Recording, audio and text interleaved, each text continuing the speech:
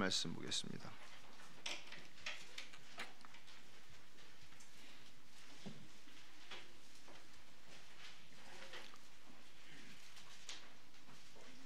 교독하겠습니다. 그들이 모였을 때에 예수께 여쭈어 이르되 주께서 이스라엘 나라를 회복하심이 이때니까 하니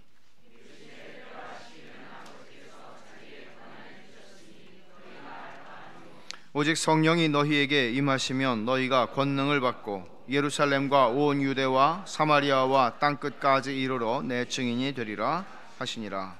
아멘. 오늘은 그리스도인의 신자의 사회생활이라고 하는 주제 가운데 그리스도인과 정치라고 하는 주제를 다루려고 합니다.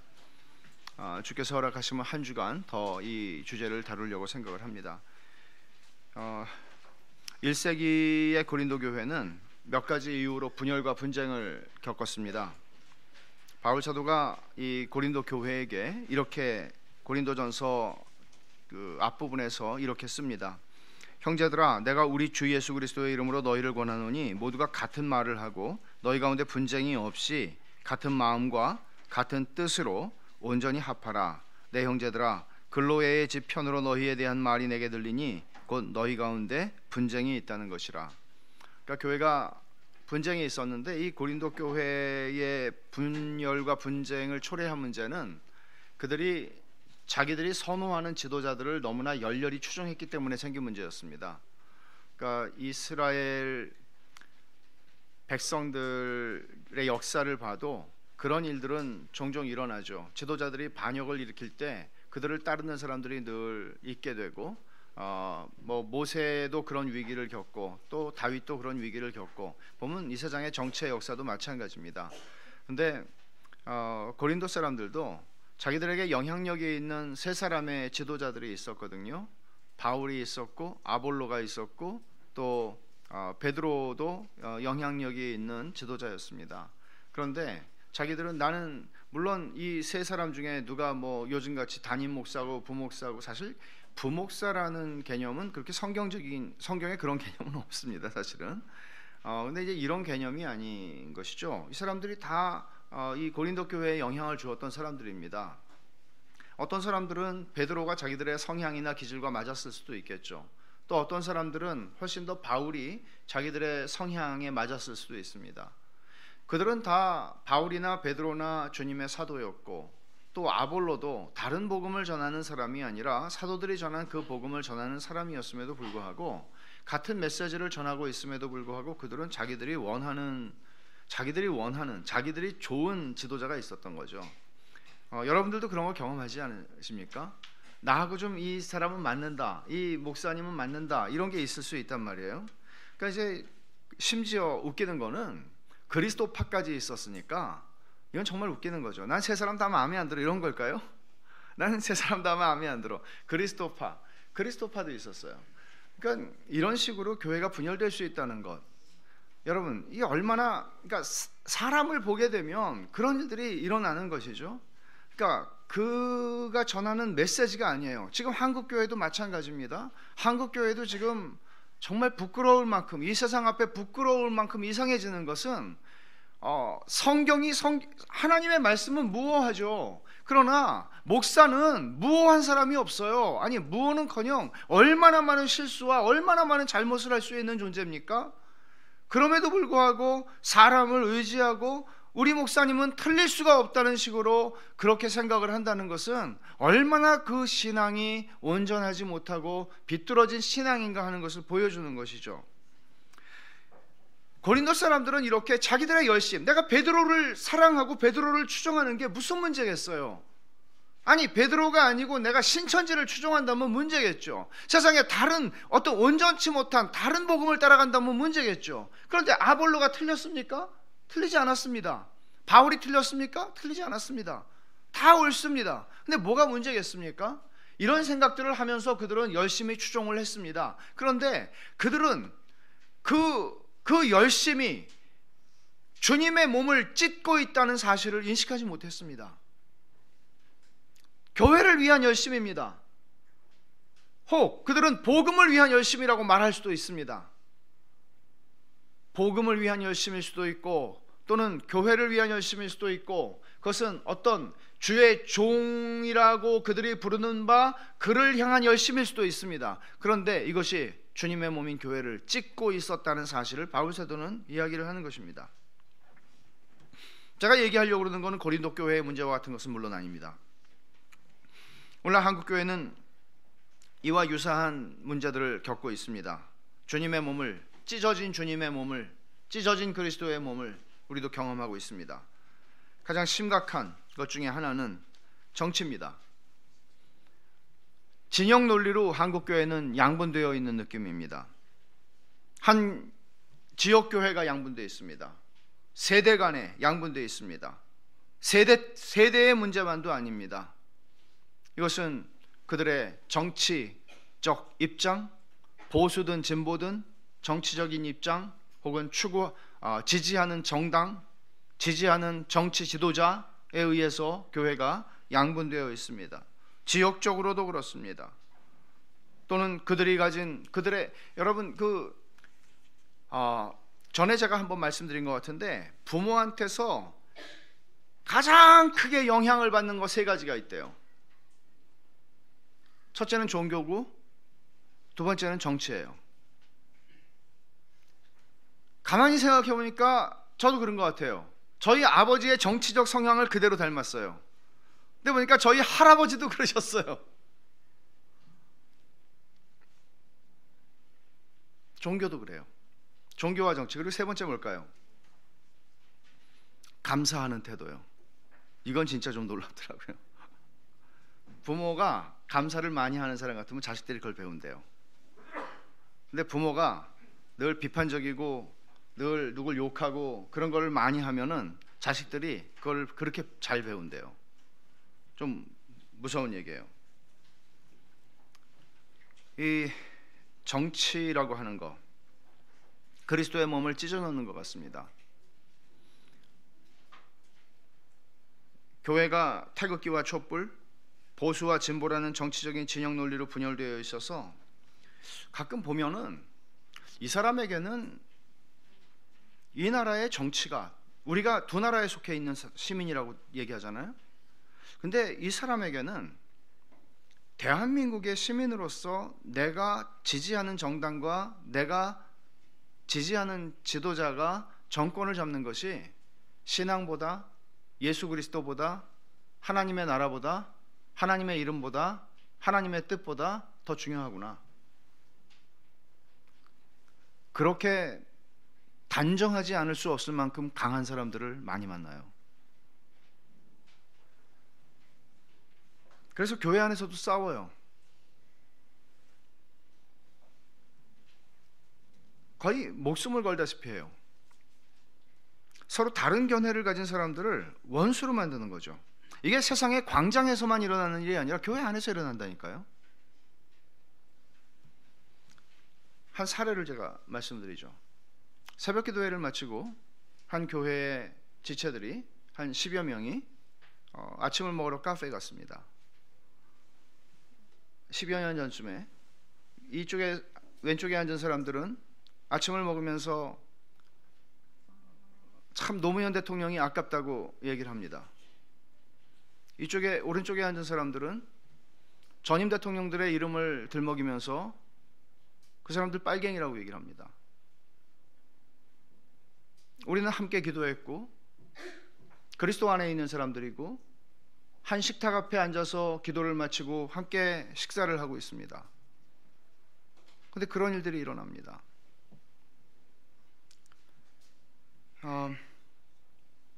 서로를 대놓고 비난하는 것은 아니지만 그리스도의 몸을 찢고 있는 것입니다. 그리스도의 몸을 찢을 뿐만 아니라 형제들에게 상처를 주고 있는 것입니다. 해법은 어디 있을까요? 어떻게 하면 우리는 성경적으로 정치적인 우리의 견해를 표방할 수 있고 또 태도를 취할 수 있습니까? 그리스도인은 일절 정치에 관심을 가지지 말아야 합니까? 물론 그건 답이 아닙니다. 아니면 정치 문제는 예민하니까 적어도 교회에서는 입을 다물고 직장이나 집에 가서 마음대로 좀 표현을 할까요? 우리가 이런 문제들을 잘 다룰 필요가 있습니다. 제 생각에는 이런 데 대한 성경의 입장을 우리가 제대로 배운다는 것은 대단히 중요합니다. 고민을 좀 했습니다. 이런 정치적인 문제를 설교에서 다룬다는 것은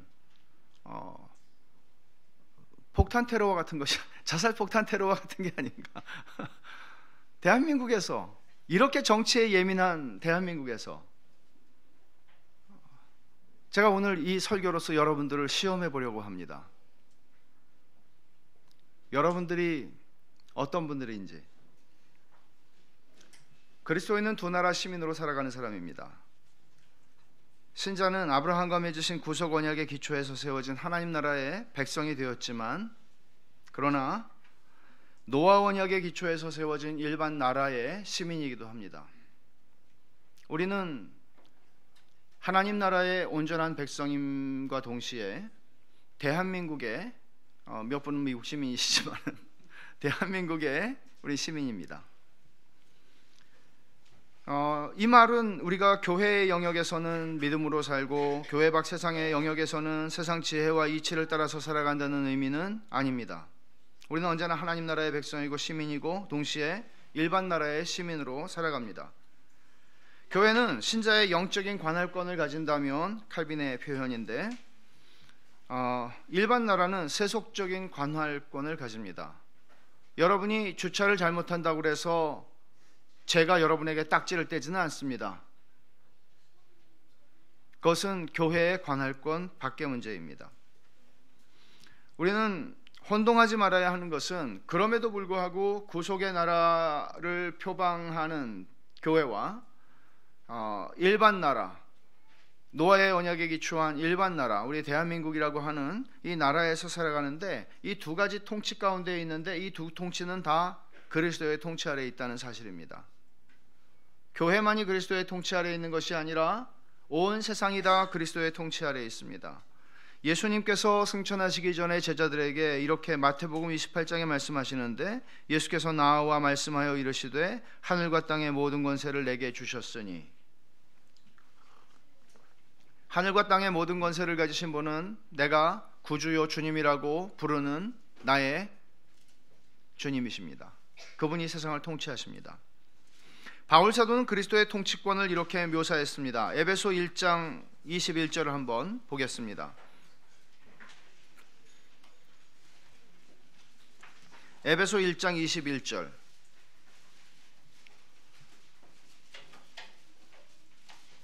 21절부터 23절 말씀까지 우리 같이 한번 읽어보겠습니다. 모든 통치와 권세와 능력과 주권과 이 세상뿐 아니라 오는 세상에 일컫는 모든 이름 위에 뛰어나게 하시고 또 만물을 그의 발 아래에 복종하게 하시고 그를 만물 위에 교회의 머리로 삼으셨느니라. 교회는 그의 몸이니 만물 안에서 만물을 충만하게 하시는 이의 충만함이니라. 그냥 교회의 머리다라고 말씀하지 않고 예수 그리스도는 만물 위에 교회의 머리가 되셨다라고 얘기를 합니다. 이미 십자가의 죽으심으로 그리스도의 통치가 성취되었습니다. 그러나 그것이 완성은 아닙니다. 아직 완성된 것은 아닙니다. 그 완성은 맨 나중에 멸망받을 원수인 사망을 복종시키는 날에 이루어질 것이고 주님이 재림하실 때에 이루어질 것입니다. 그날에는 요한계시록에서 말씀한 것처럼 세상 나라가 우리 주와 그의 그리스도의 나라가 되어 그가 세세토록 왕노릇하시리로다.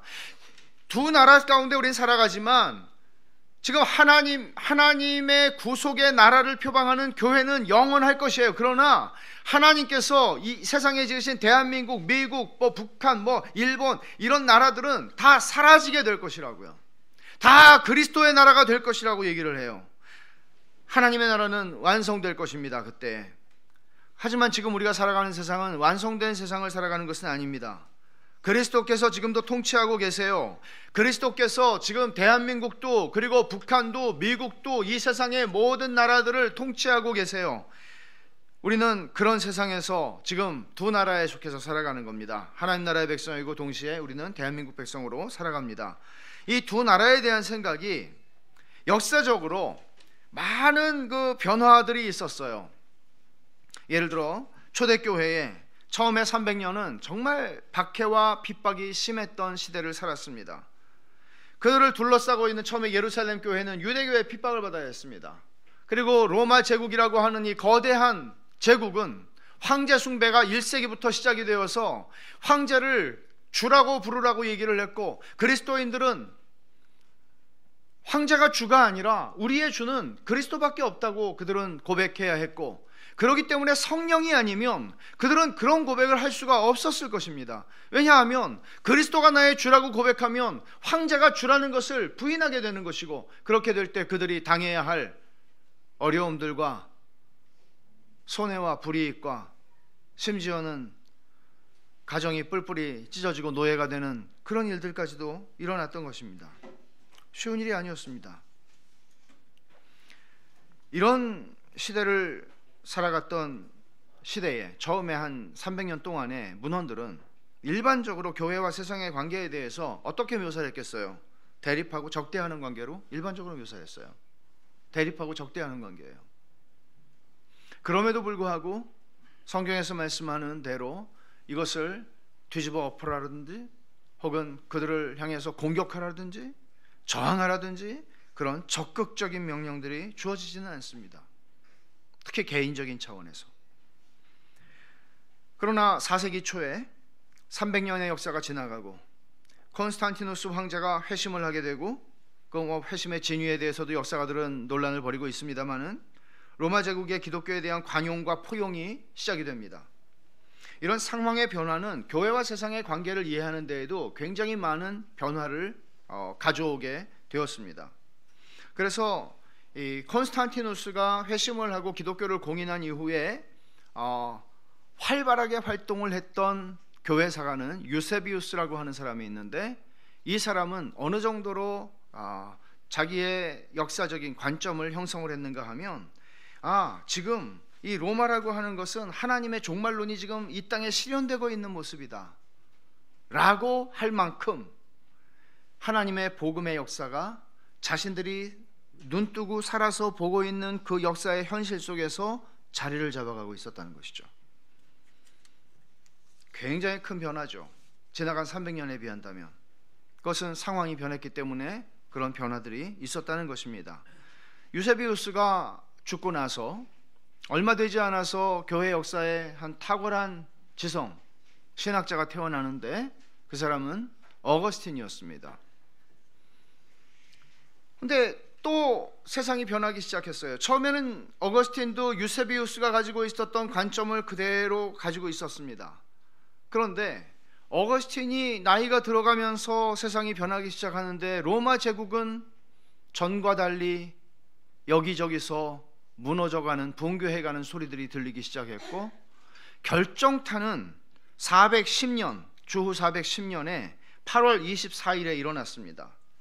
여러분, 2001년에 9.11 테러가 일어났을 때 온 세계가 깜짝 놀랐고, 특별히 미국이라고 하는 나라는 정말 이게 그 미국의 전성기의 끝인가 할 정도로 미국의 중심부에 그 높은 빌딩이 한순간에 무너져 내리는 그런 모습을 우리도 다 봤습니다.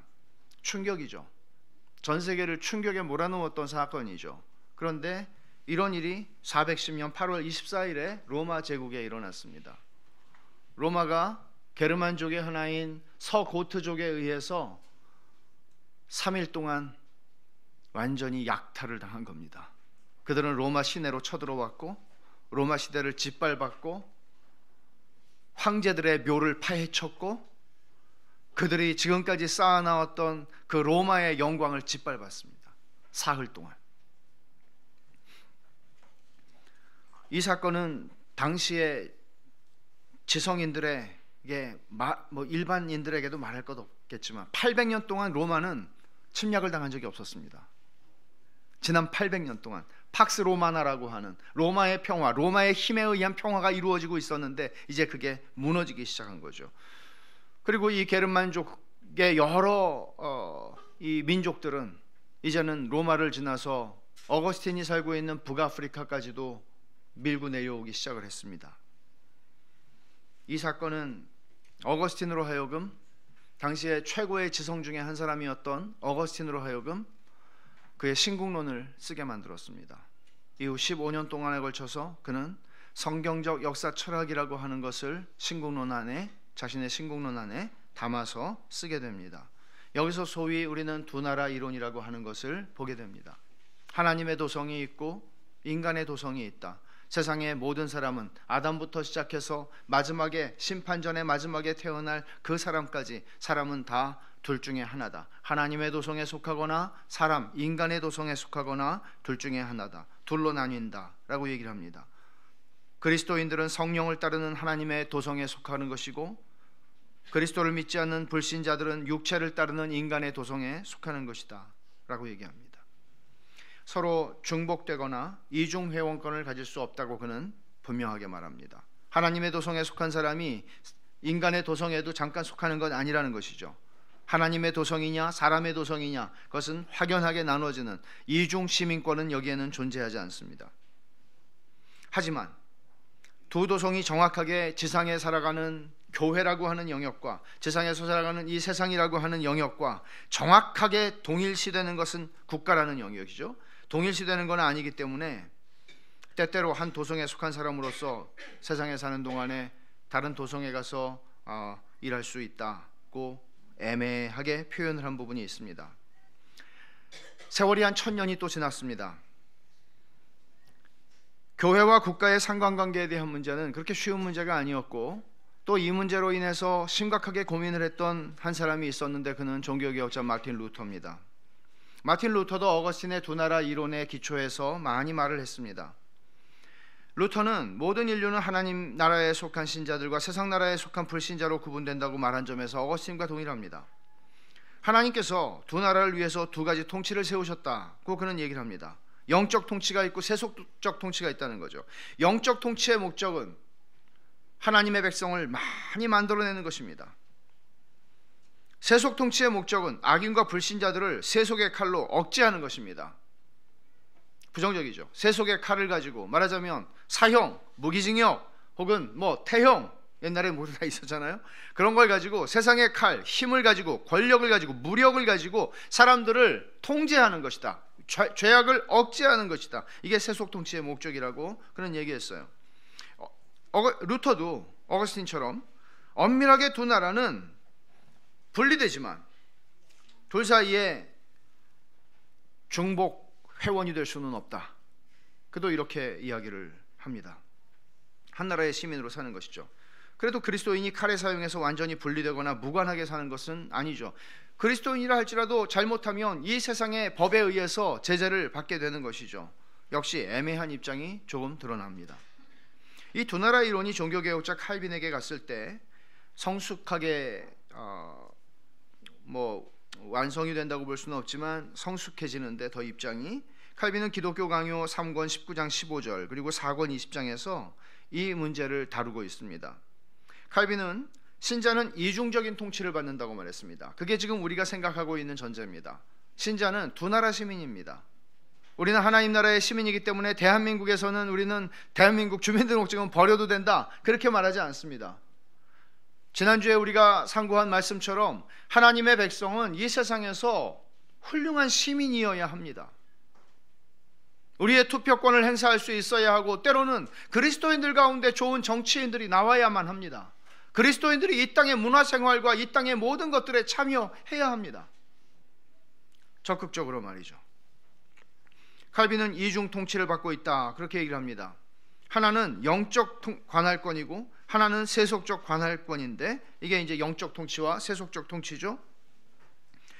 영적인 통치는 우리의 영혼과 관계되는 문제들이고, 세속적인 통치는 우리의 외형적인 행실들과 관계되는, 예를 들어서 음식, 의복, 질서 있는 삶을 다른 사람들과 더불어 살아가는 모든 삶의 문제들, 이런 문제들과 관련이 있습니다. 칼빈은 어거스틴과 루터의 입장을 극복하게 되는데, 그리스도인은 두 나라 통치 모두에 속해 있고 영적 통치에 속했다고 해서 세속적 통치에 속하지 않는 게 아니라고 얘기를 합니다. 두 나라 시민권을 가졌다는 것입니다. 그러니까 애매함의 요소를 좀 극복합니다. 종교개혁 이후에 한 4세기 동안에 400년 동안에 걸쳐서 이런 칼빈의 사상이 많은 개혁주의 사상가들에 의해서 발전되게 되는데, 그 가장 기초적인 전제는 이런 것입니다. 하나님께서는 구속자로서 그리스도 안에서 영적인 나라인 교회를 다스리십니다. 그리고 창조주와 보존자로서 이 세속의 나라도 동일하게 다스리십니다. 이 입장에서 많은 이론들이 나오게 됩니다. 제가 조금 장황하다 싶긴 한데 이 두 나라 이론이라고 하는 것을 여러분들에게 설명드린 이유는, 우리가 너무나 이 현존하는 두 나라, 두 통치를 혼동하고 착각하는 데서 우리 신앙의 문제들이 많이 발생하기 때문입니다. 오늘 본문을 보십시오. 똑같은 문제가 여기에서도 등장을 하고 있습니다.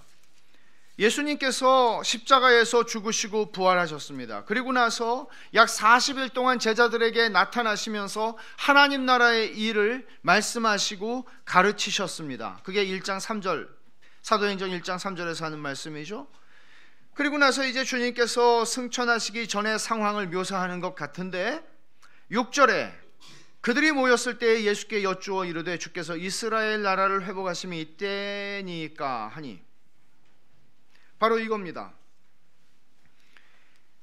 제자들이 이렇게 예수님에게 질문을 한 것은, 그들이 여전히 예수님이 십자가에서 죽고 부활하셨음에도 불구하고 여전히 그들이 가지고 있는 이 뿌리 깊은, 쉽게 제거되지 않는 그 유대인들이 가지고 있는 그 생각, 그걸 뭔가 하면 언제 메시아가 우리들을 이 로마의 압제로부터 해방시키고 정치적으로 해방시켜서 이스라엘을, 다윗의 영광을 회복할 것인가, 이 땅에 다윗의 제국을 회복할 것인가, 이런 생각들을 그들이 가지고 있었다는 것을 잘 보여주는 질문입니다.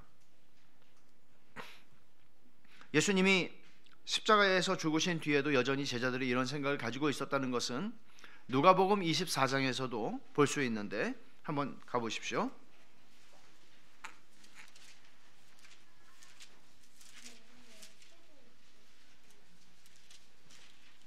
누가복음 24장 21절을 보면, 여기 두 제자가 이제 실망하고 절망해서 엠마오로 가고 있는데, 부활하신 예수님이 그들과 갑자기 나타나셔서 동행을 하시기 시작합니다.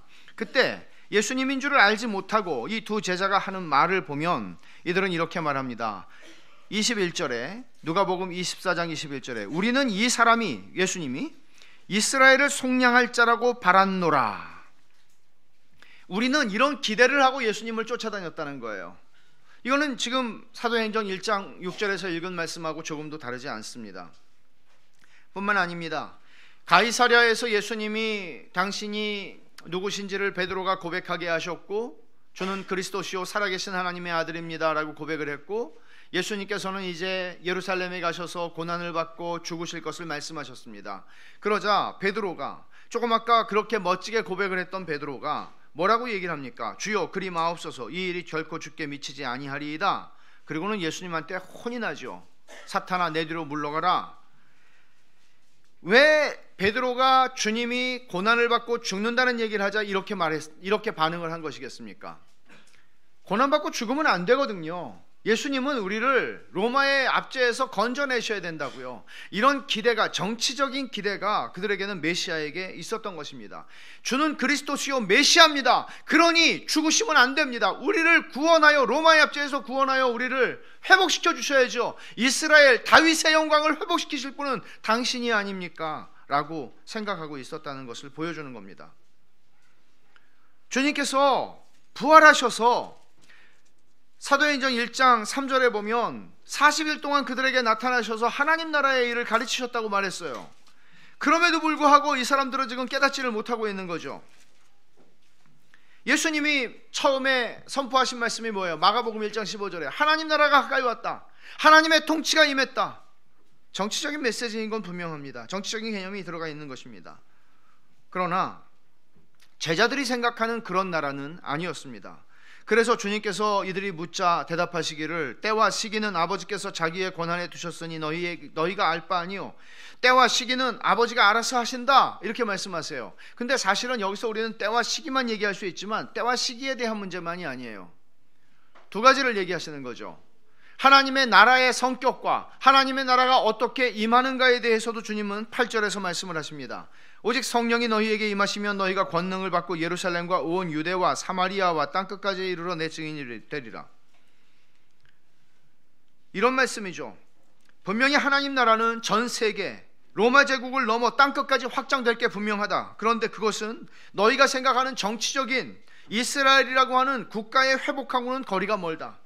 그 나라는, 하나님의 나라는 너희에게 임하실 성령의 권능으로 이루어지게 되는 영적인 나라다, 이 얘기예요. 주님이 이렇게 말씀하셨음에도 불구하고 이런 기사들이 많아요, 성경에. 그럼에도 불구하고 여전히 저는 예수님을 믿는다고 하는 사람들이 대한민국과 하나님의 나라를 혼동하는 일들을 수없이 많이 봅니다. 통일한국과 하나님의 나라를 동일시하는 것들을 많이 봅니다. 제자들하고 조금도 다르지 않은 착각과 혼동입니다. 이런 현상이 여러분, 그러니까 마치 하나님의 뜻이, 내가 지지하는 정당이 정권을 잡는 것이 하나님의 뜻인 것처럼 기도하고 주장하는 사람들을 봅니다. 이게 일부 몰지각한 사람들의 문제가 아니라 목사들도 그런 사람들이 있고 영적인 지도자들이요, 또는 교회를 순회하며 다니며 강연을 한다고 하는 사람들 중에도 이런 사람들이 있습니다. 이런 현상은 자신의 정치적인 입장을 하나님의 뜻으로 단정짓는 잘못을 범하는 것입니다. 자기가 원하는 정치적인 견해, 정치적인 입장이 곧 하나님의 뜻이라고, 이것이 하나님의 나라와 동일시되는 것이라고, 우리가 정권을 잡으면 하나님의 나라가 임하는 것처럼, 이것은 심각한 문제입니다. 그래서 교회가 심지어 공식적으로 특정 정당이 정권을 잡도록 기도하는 일, 놀랍게도 대한민국에서 일어나고 있습니다. 특정 정치인을 위해서 기도하는 일도 일어납니다. 특정 정치인을 위해서 기도한다는 것은 이런 의미에서는 가할 수 있을 것입니다. 정말 위정자를 위해서 기도하라고 했으니 말씀에 우리는 그 위정자들이 하나님을 경외함으로 하나님께서 주시는 근본적인 국가를 세운, 노아 언약 하에 국가를 세우신 근본적인 가치를 온전하게 실행할 수 있도록 기도하는 것입니다. 정의와 긍휼의 가치가 이 땅에 국가라고 하는 이름 하에서 바르게 시행될 수 있도록 기도하는 것입니다. 그가 그리스도를, 하나님을 경외하는 그리스도인 정치인이라면 더더욱 우리는 그를 위해서 기도해야 할 필요가 있을 것입니다. 우리나라의 주요 정당, 우리나라는 왜 회사마다 다 신우회가 있잖아요. 일반적으로 정당에도 신우회가 있는 것 같아요. 국회에도 신우회 같은 그런 모임이 있는 것 같아요. 그러면 여러분 어떻습니까? 예를 들어서 제가 저를 부를 일도 없겠지만은 제가 어느 모모 정당의 그리스도인 국회의원들이 기도회를 하는데 제가 초청을 받아서 설교를 해달라고 한다면 저는 어떤 메시지를 해야 합니까? 하나님께서 여러분들의 뜻을 다 이루어 주시고 여러분들이 정권을 잡고 하나님의 나라를 세우기를 바랍니다 라고 축복을 하는 것입니까? 아니죠. 하나님께서 이 땅의 그리스도인 정치인들을 향해서 어떤 말씀을 주실지를 깊이 묵상하고 그들에게 주시는 하나님의 말씀, 그 말씀 앞에 그들이 자신을 돌아보고 하나님 앞에서 우리가 온전한 그리스도인으로서 정치인이 되어서 그 소명을 온전하게 감당하고 있는지, 자신들이 혹시 진영의 논리에 혹은 정당의 논리에 매몰되어서 하나님의 가치를 우리가 함부로 대한 것은 아닌지, 우리의 말과 태도와 행동과 모든 것들이 하나님의 하나님 되심을 온전하게 드러내고 있는 것인지를 돌아보고 회개할 수 있도록 말씀을 전해야 할 것입니다. 그리고 그들은 주여 주께서 우리에게 다시 정권을 주십시오, 다시 우리에게 정권을 주시거나 우리에게 이 정권을 연장해 주십시오 라고 기도하는 식으로 우리는 그렇게 기도하지는 않을 것입니다. 여러분, 아무리 내가 직업적인 정치인이라 할지라도 우리는 주님이 가르쳐 주신 기도에서 면제되지 않습니다. 하나님의 나라가 임하옵시고 하나님의 이름이 거룩히 여김을 받으시오며 하나님의 뜻이 이 땅에서 이루어지게 하옵소서. 내 뜻이 아니고 내 나라, 내 정권, 내 이름이 아닙니다. 그리스도인으로서 정치인이라면 당연히 두려워해야 하고 하나님을 두려워해야 하고 백성을 두려워하기 전에 하나님을 두려워해야 하고 하나님께서 그리스도인으로서 나에게 정치인으로서 맡기신 소명이 무엇인지를 알고 하나님의 뜻을 구하며 하나님이 기뻐하시는 그리고 노아 언약하에서 세우신 국가라고 하는 존재가 마땅히 베풀어야 할 정의와 긍휼을 드러내도록 정치를 해야 할 것입니다. 근데 전부 왠지 저에게는 제자들이 잘못을 저지른 것과 똑같이 우리의 뜻이 이루어지게 해달라고 우리가 힘을 얻게 해달라고 하는 것처럼 들린단 말이죠. 미국 남북 전쟁 때 일화로 알려진 이야기인데 지어낸 이야기인지 사실인지는 모르겠습니다. 제가 볼 땐 지어낸 이야기에 더 가깝다고 보는데 우리의 주제를 설명하기에 좋은 이야기이기 때문에 나누려고 합니다. 남북 전쟁이 숨가쁘게 진행되고 있을 때 북군의 지도자인 대통령 링컨은 기도를 참 많이 했다는데 제가 링컨의 전기 중에서 최고의 전기를 읽어본 바 그 사람은 믿음이 없는 사람이었습니다. 백악관에 이상한 무당 같은 사람들 불러들여서 별짓을 다 하는 일들이 많이 일어났습니다. 물론 링컨이 어렸을 때 가난해서 킹제임스 성경 달달달달 외울 정도로 많이 읽어가지고 이솝우화와 킹제임스 성경을 그래서 연설을 할 때마다 그는 기가 막히게 성경 구절을 사용할 수 있는 탁월한 사람이었습니다. 여튼 그거는 엉뚱한데 신경 그 얘기 안 했어야 되는데 링컨이 기도를 많이 했대요. 근데 기도를 막 하고 나오는데 참모가 그랬대요. 참 하나님도 딱하십니다. 남군 편을 들어야 될지 북군 편을 들어야 될지 지금 대통령께서 제발 그 이기게 해달라고 우리 편이 돼달라고 하나님께 기도를 했을 텐데 남군의 지도자인 리 장군도 이 사람 보통 또 믿음이 좋은 사람이 아니었거든요. 리 장군은 진짜 그랬던 것 같아요. 리 장군도 기도를 했을 테고 참 하나님이 누구 기도를 들어줘야 될지 참 하나님이 난처하시겠습니다. 그랬더니 링컨이 이렇게 얘기를 했다는 거죠. 나는 지금까지 단 한 번도 하나님이 내 편이 되어달라고 기도해 본 적이 없소. 나는 오늘도 기도하기를 내가 하나님 편에 설 수 있도록 해달라고 기도했소. 중요한 얘기죠. 우리는 하나님이 다 내 편이 되달라고 기도합니다. 근데 우리는 내가 정말 하나님 편에 서 있는가? 내가 진짜 하나님의 뜻을 추구하고 있나? 하나님이 기뻐하시는 일을 내가 지금 하고 있나? 내가 기도하는 게 하나님이 기뻐하시는 뜻일까? 이런 생각들을 얼마나 하는지 모르겠습니다. 제 아무리 국회고 정당에 속한 정치인이라 해도 그가 그리스도인이라면 그는 그리스도인다워야 합니다. 정당, 정책, 정치적인 입장의 차이가 있다 할지라도 그리스도의 몸을 찢을 수는 없습니다. 말하자면 내가 속한 정당이 물론 여러분들도 어떤 정당을 지지하고 정당에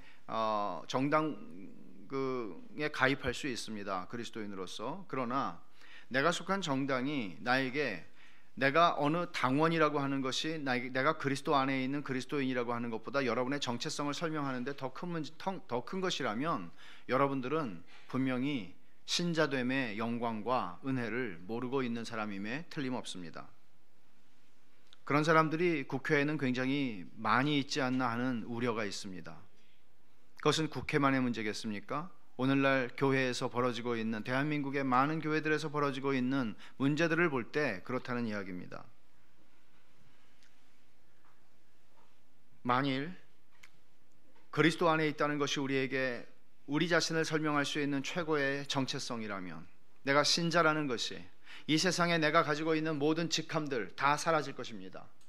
여러분들이 세상에서 이룬 성공과 성취 다 사라질 것입니다. 그러나 우리가 그리스도 안에 있는 그리스도와 연합한 자라는 것, 우리가 하나님의 자녀가 되었다는 것, 우리가 하나님 나라의 백성이라는 것은 영원합니다.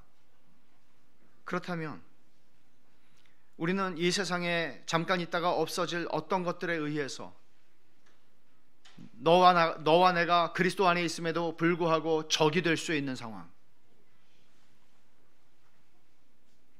이거는 아닙니다. 우리가 그리스도 안에 있다는 것을 갈라놓을 수 있는 것은 그 어떤 정치적인 입장이나 견해라 할지라도 그렇게 될 수는 없습니다. 그리스도의 몸을 찢게 만들지는 마십시오. 이렇게 우리가 할 때 세상은 우리를 이해할 수 없을 것입니다. 왜냐하면 세상에서는 이 세상에 내가 목숨을 걸고 하고 있는 그 일보다 더 중요한 건 없습니다. 그러나 그리스도인들에게는 언제나 그것보다 더 중요한, 더 상위에, 더 높은 가치와 목적이 있는 것입니다. 놀라운 것이죠. 이것이 우리가 이 세상에서 그리스도인으로서 정치인이고 아니면 그리스도인으로서 우리는 정치적인 존재들이기 때문에 이 세상에서 우리는 다 정치적인 입장을 가지고 살아가는 사람들입니다. 그러나 내가 어떤 입장과 어떤 진영에 서 있다는 것보다 더 중요한 것은 성경이 우리에게 가르치는 정치적인 입장들이고 정치적인 태도들입니다. 그걸 뭔가 하면 불의에 맞서는 것입니다. 그리고 약자를 돌보는 것입니다. 정의와 긍휼을 지키는 것입니다. 추구하는 것입니다. 물론 이런 문제들에 대해서 더 디테일하게 들어가면 문제들이 많아요. 그것들을 가능하면 다음에 더 다루려고 생각을 합니다. 우리는 이 모든 정치적인 이해관계를 떠나서 그리스도인다운 태도를 드러내야 합니다. 그것을 배워야 합니다. 우리가 세상에서 공인으로 살아간다면, 만일 공인으로 살아가는 사람이라면, 우리가 또 그리스도인이라는 것이 알려진다면 더더욱 그것은 중요할 것입니다. 더 무겁게 우리가 그리스도인다운 삶을 살아가야 하는 건 더 무거운 요구일 것입니다. 우리나라의 많은 교회가 앞에서 예를 든 것처럼 진영 논리로 심각하게 분열되어 있습니다. 심지어는 교회 안에서 다툼이 일어난다는 소리도 듣습니다.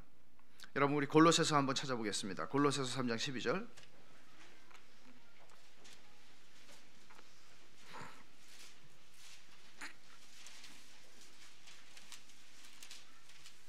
(3장 12절부터) (14절) 말씀까지 제가 읽겠습니다.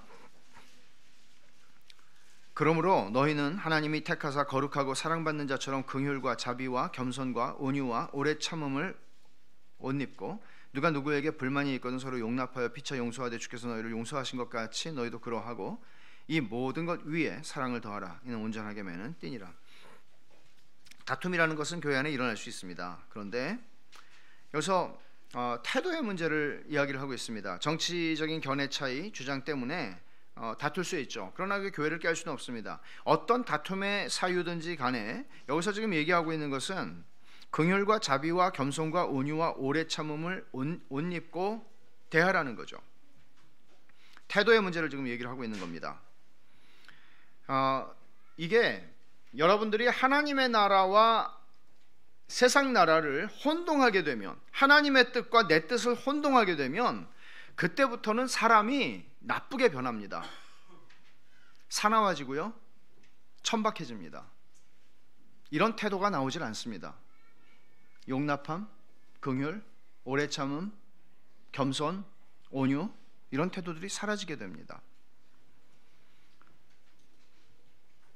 그리스도인이 정치적인 견해를 가지고 그것을 표현할 때 태도 중요합니다. 정치인, 하물며 그리스도인 정치인에게는 더더욱 중요합니다. 지나치게 독선적이라는 말은 무슨 뜻입니까? 독, 홀로 독, 선, 착할 선, 나 혼자 착하다는 얘기죠. 자기 의예요. 자기 의를 가지고 얘기하는 거예요. 나 옳고 너 틀렸어 라고 얘기를 하는 것입니다. 이런 독선적인 태도가 정치적인 영역에서, 정치적인 대화에서 굉장히 많이 나올 수 있다는 것이죠. 그래서 형제를 비난하거나 정죄하는 일이 일어납니다. 만일 나의 정치적인 입장이 형제 사랑보다 더 중요하고 내가 생각하는 이 대한민국이 어떻게 되는 것이 하나님 나라보다 더 중요하다고 말하는 자리까지 가게 된다면 우상숭배입니다. 우상숭배입니다.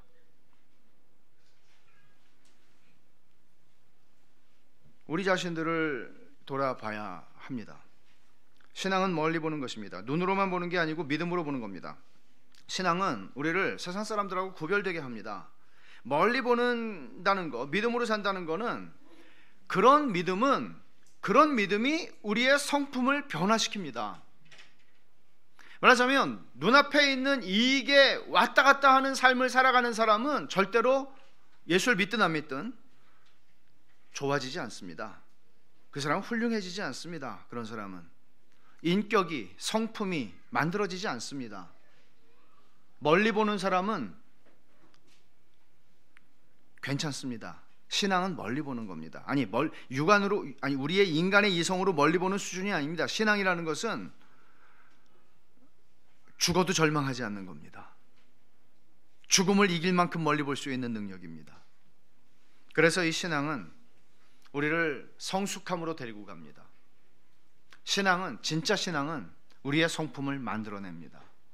신앙은 우리의 인격의 열매를 보게 하는 것입니다. 눈앞에 있는 것에 좌우되는 삶은 지혜로울 수 없고 여유롭지도 못하고 천박합니다. 그리스도인이 이 땅을 살아갈 때 일시적인 것과 영원한 것을 구별하는 게 열쇠입니다. 우리의 정치의 문제, 이런 이슈들을 바라볼 때에도 마찬가지입니다. 우리가 이 세상에서 문화활동을 하고 정치 영역에 참여하는 거, 이거 합당한 것입니다. 그러나 이것이 내가 내 손으로 하나님 나라를 이룬다는 개념은 아닙니다. 제가 전에 여러 번 말씀드린 것처럼 예수님께서 이미 하나님 나라를 끝내셨습니다. 아담이 실패한 것을 예수님께서 완전하게 끝내셨습니다. 우리는 거기에 참여하는 것입니다. 그러나 우리가 이 땅에서 이런 수고를 감당하고 살아갈 때, 그리고 이 수고를 감당할 때 내가 고백하는 신앙에 문제가 되지 않도록, 내가 고백하는 신앙에 합당한 방식으로 이 세상에서 문화적인 활동과 정치적인 활동과 모든 것들에 우리가 수고를 더할 때, 주님께서는 우리를 만날 때 그 수고를 사용하셔서 하나님의 뜻을 이루시고 하나님께서 기뻐하시는 일들을 이루신 것에 대하여 우리에게 상을 주실 것입니다. 수고를 인정해 주실 것입니다. 일시적인 것과 영원한 것을 구별하는 인식은 세상에서 우리가 행하는 모든 일에 적당한 거리감을 만들어 줄 것입니다. 여기에 목을 매지 않는다는 얘기예요. 목을 매지 않는다는 얘기는 열심히 살지 않는다는 얘기가 아니에요. C.S. 루이스가 기가 막히게 표현했듯이 이 세상의 나라를, 이 세상의 모든 가치를 추구하라. 그러면 둘 다 잃어버린다. 그러나 하나님 나라의 가치를 추구하라. 영원한 것을 바라보라. 그러면 하나님 나라의 것도 얻고 이 세상에서도 너는 얻을 것이다. 이 세상에서 가장 많은 기여를 한, 이 세상의 문화와 역사 속에 가장 많이 기여를 한 사람들은 하나님 나라에 소망을 둔 사람들이라는 것을 아십니까? 이 세상에 목맨 사람들이 아니라 하나님 나라에 소망을 둔 사람들이 이 땅에서 신실하게 살았던 것입니다. 이런 믿음으로 살아가는 사람은 성품의 열매를 맺습니다. 우리의 큰 주제가 무엇입니까? 신앙과 성숙입니다. 왜 이런 주제가 필요합니까? 신앙은 있는 것 같은데 성품은 형편없는 사람들이 너무나 많다는 이런 들려오는 소리들 때문입니다. 가끔은 이런 생각합니다. 정치 뉴스를 보면서 좀 멋있는 그리스도인 정치인이 나오면 좋겠다. 그런 사람들 좀 보고 싶다. 나와 다른 견해, 나와 다른 정치적인 입장, 나와 다른 정당에 속해 있다 할지라도 상대방이 존경할 만한, 저 사람은 뭔가 눈앞에 있는 정치적인 이익만을 추구하거나 정권력에 눈먼 사람이 아니라 뭔가 높은 것을, 뭔가 바른 것을, 저 사람은 뭔가 다르구나, 그리고 존경할 만한 그런 정치인들이, 그런 그리스도인 정치인들이 좀 이 땅에 많이 일어났으면 좋겠습니다. 그리고 정치적인 대화를 나눌 때에도 뭔가 존경스러움을, 나와 다른 견해를 가지고 있지만 정말 존경스럽고 경청하며 신중하며 그런 그리스도인들을 좀 많이 봤으면 좋겠습니다. 19세기 영국에서 이런 모습을 보여준 정치인이 윌리엄 윌버포스라고 하는 사람이었습니다. 몇 년 전에 2008년에 상영되었던 어메이징 그레이스라고 하는 영화에 그분의 일대기를 다룬 영화였습니다. 신실한 신앙인이었고 영국의 하원 의원이었던 이 사람, 영국이 당시에 대영 제국의 경제 수입원의 가장 큰 것이 무엇이었나 하면 노예무역이었습니다. 노예무역 위에서 그들은 경제 번영을 일구었습니다. 윌리엄 윌버포스는 이것이 하나님의 가치에 맞지 않는다는 것을 알았고, 당시 이 사람 하원 의원이었는데 당시의 의원들이나 사람들 다 일반적으로 그리스도인이었다고 봐야 합니다. 그러나 유독 윌리엄 윌버포스는 이것이 하나님의 뜻이 맞지 않는다고 생각을 했고, 그의 평생에 11번의 부결을 경험했습니다. 노예무역 폐지 법안을 올리면 다 폐기가 됩니다. 20년 동안 11번 폐기가 됐습니다. 포기하지 않았습니다. 그러고는 결국 1807년 20년 만에 노예무역 폐지 법안이 통과가 됩니다. 영국에서. 그리고는 건강이 악화돼서 의원직을 사퇴한 후에 대영제국 전체에서 노예무역이 폐지되도록 그는 애쓰다가 결국 그가 죽기 직전에 대영제국 전체에서 노예무역이 폐지되는 것을 보게 됩니다. 이 사람은 자기 나라의 경제적인 이익보다 더 높은 가치를 추구했습니다. 그리스도인 정치인이었기 때문이죠. 정치인만 그렇지 않습니다. 우리 다 마찬가지입니다. 어떤 정당에 우리 속할 수 있겠죠. 그리고 그럼에도 불구하고 여러분들이 그리스도인이라는 사실을 잊지 마십시오. 그리고 그리스도인에게는 정당의 정치적 견해보다 더 높은 가치와 이상이 있다는 것을 놓치지 마십시오. 두 가치가 충돌할 때 신자는 하나님의 편에 서는 것입니다. 신자의 정치적인 입장과 주장이 다른 사람을 해치고 무시하고 짓밟는 자리로 가게 된다면 그것은 합당하지 않습니다. 적용적인 권면을 세 가지 드리겠습니다. 첫째, 더 높은 것을 추구하는 사람이라는 것을 아십시오. 신자는 더 높은 것을 추구하는 사람입니다. 그것을 드러내는 삶을 사셔야 합니다. 정치적인 표현이 한시적이고 일시적인 가치에 목숨 거는 그런 모습을 드러내지 마십시오. 여러분의 신앙을 진짜 정치적 표현에서 드러내셔야 합니다. 최선을 다해 이 땅에서 정치적인 가치를 위해 수고할 수 있지만 우리는 한시적인 가치에 목숨을 거는 사람은 아닙니다. 정치적인 입장이, 여러분이 가진 정치적인 입장이 보수든 진보든 가능합니다. 그러나 신자가 보수여야 한다, 신자가 진보여야 한다라고 말하는 것은 성경의 승인을 받을 수 없는 생각입니다. 우리에게는 최고 가치, 절대 가치, 양보할 수 없는 불변의 가치가 있습니다. 하나님 나라의 가치입니다. 진영 논리가 아닙니다. 그것은 정의와 긍휼을 이루는 것입니다. 두 번째, 태도가 중요합니다. 그리스도인 정치인이나 우리가 정치적인 견해를 표현할 때에나 마찬가지입니다. 무례하지 마셔야 합니다. 교회 안에서도 물론이고 세상에서도 마찬가지입니다. 세상에서는 자꾸 싸우려고 합니다. 그렇게 가지 마십시오. 상대방이 틀렸어도 여러분은 심판자가 아닙니다. 상대 진영에 있는 지도자들을 희화화하거나 극단적으로 혐오하는 태도는 신자에게 합당하지 않습니다. 신자는 그런 대열에 합류할 수 없습니다. 시위에 참여할 수 있습니다. 그러나 자신의 생각과 입장을 표명하되 그것이 겸손과 온유, 오래 참음으로 옷 입는 것을 희생시켜서는 안 될 것입니다. 마지막으로 하나 더 권면합니다. 그리스도 안에 있다고 할지라도 정치적인 입장과 쟁점들을 달리할 수 있고 때로는 첨예하게 대립할 수도 있습니다. 그러나 그리스도 안에 있는 사람들은 모든 차이에도 불구하고 주일날 함께 모여 예배하고 주님의 상에서 주님의 몸과 피를 받습니다. 만일 주님의 상에서 우리가 먹는 것이 내가 저 사람하고는 내가 주님의 상에서 같이 먹을 수 없다, 저 사람은 정치적인 입장이 저렇게 나빠서 나는 저 사람하고 밥 먹을 수 없다 같이, 이렇게 하면 여러분은 그리스도의 몸을 찢는 것입니다. 여러분은 지금 지나친 것입니다. 우리는 때로는 무지할 수 있고 목매할 수 있습니다. 때로는 어떤 견해를 취할 수 있습니다. 그러나 그것이 그리스도 안에서 우리의 하나 된 그리스도의 몸을 찢는 자리까지 가게 해서는 안 됩니다. 주님이 말씀하신 대로 주의 나라와 주의 의를 구하십시오. 주의 나라와 주의 의, 이것이 여러분의 삶의 최우선 순위가 되게 하십시오. 여러분이 가진 정치적인 이상, 이념, 목표, 그 다음 자리에 오는 것입니다. 고린도전서 10장에서 바울은 이렇게 말했습니다. 그런즉 너희가 먹든지 마시든지 무엇을 하든지 다 하나님의 영광을 위하여 하라. 여기에 제가 하나를 더 붙인다면, 그런즉 너희가 먹든지 마시든지 정치를 하든지 어떤 정치적인 입장에 서 있든지 무엇을 하든지 다 하나님의 영광을 위해서 하라. 그리스도인은 이 자리에 서야 합니다. 기도하겠습니다. 하나님 아버지, 감사합니다. 저희들이 이 땅에서 살아가는 동안에 모든 이 세상의 정치에 관여하고 참여할지라도 이것이 그리스도의 몸을 찢는 자리까지 가지 아니하며 이것이 우리가 그리스도의 덕을 세우는 것을 깨트리지 아니하도록, 그리고 합당하게 그리스도인으로서, 이 땅의 시민으로서 이 땅에 기여하는 삶을 살아가는 그리스도인으로 저희들을 빚어 주시옵소서. 예수님의 이름으로 기도하옵나이다. 아멘.